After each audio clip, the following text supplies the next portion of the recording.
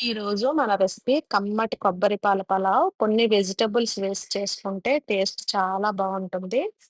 మరి అంత మంచి టేస్టీ కొబ్బరి పాల పలావ్ మనం చేసేద్దాం రండి. ముందుగా స్టవ్ వెలిగించి స్టవ్ పై ఒక కుక్కర్ పెట్టి 2 టేబుల్ స్పూన్ల ఆయిల్, 2 టేబుల్ స్పూన్ల ఘీ వేసి అది కాగిన తర్వాత 2 చెక్క, 4 లవంగాలు, 4 యాలకులు, బిర్యానీ ఆకు, 2 బిర్యానీ ఆకు వేసి లైట్‌గా వేగించుకోవాలండి. తర్వాత ఒక పెద్ద సైజ్ ఆనియన్ సన్నగా స్లైసెస్‌లా కట్ చేసుకోవాలి. ఒక 5, 6 సాంబార్ ఆనియన్స్ కూడా వేశాను. అవి కూడా వేసి దోరగా వేగించుకోవాలి. ఇవి లైట్ బంగారు రంగొచ్చేంత వరకు వేగించుకుంటే సరిపోతుంది. అలా వేగించిన తర్వాత ఒక 2 బంగాళాదుంపలు పెద్ద పెద్ద ముక్కలుగా కట్ చేసి వేశాను. పచ్చిమిర్చి కూడా ఒక 4 పచ్చిమిర్చి కూడా వేసి పచ్చి వాసన పోయేంత వరకు ఒక్క 5 నిమిషాలు ఇలా వేగించుకుంటే సరిపోతుందండి. అది వేగిన తర్వాత ఒక టమాటో వేసి ముక్కలుగా కట్ చేసి అది కూడా వేగించుకోవాలి. టమాటో కూడా కాస్త వేగిన తర్వాత ఒక టేబుల్ స్పూన్‌తో అల్లం వెల్లుల్లి పేస్ట్ వేసి అది కూడా కొంచెం ఒక 2 నిమిషాలు వేగించాలండి. మాడకుండా వేగించుకోవాలి. ఫ్లేమ్‌ని మీడియం ఫ్లేమ్‌లో పెట్టి వేగించుకుంటే సరిపోతుంది. తర్వాత స్వీట్ కార్న్ ఒక 2 పిడికిళ్ళు స్వీట్ కార్న్ వేశాను.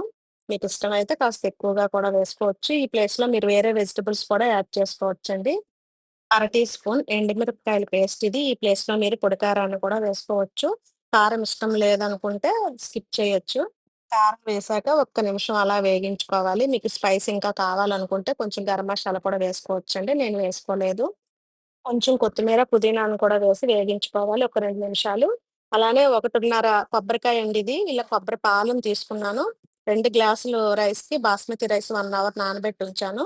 2 గ్లాసుల రైస్‌కి 4 గ్లాసులు పాలివి. అవి పాత బాస్మతి రైస్ అన్నమాట. కొత్త బాస్మతి రైస్ అయితే 1 గ్లాస్‌కి 1:30 గ్లాస్ మాత్రమే వేసుకోవాలి.